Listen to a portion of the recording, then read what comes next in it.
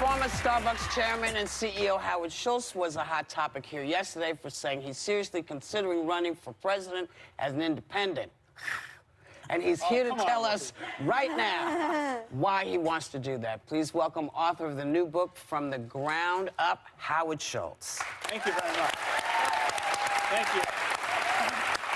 So I am going to ask you about that, because I think you've been a lifelong Democrat. Yes. Are you not sure that your policies are strong enough to run as a Democrat?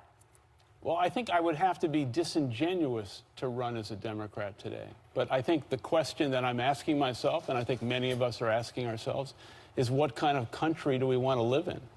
And right now, I think it's clear that the country we are living in needs significant change. Not only change because of this president, but change because of the toxicity and the lack of compromise of both parties. And we certainly saw that.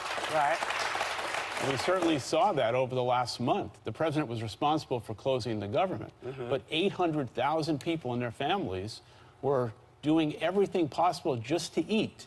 And the Democrats, as well as the Republicans, are responsible for that. All right.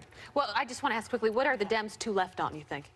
What issues will not divide? I don't know Senator Harris, but listening to her last night say we should abolish the insurance industry as a way to go forward on health care, that alone would wipe out millions of jobs of Americans.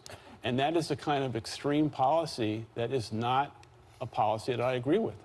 And if you take immigration, you take health care, what we have is extremes on both sides, not representing the large majority of Americans who don't have a voice.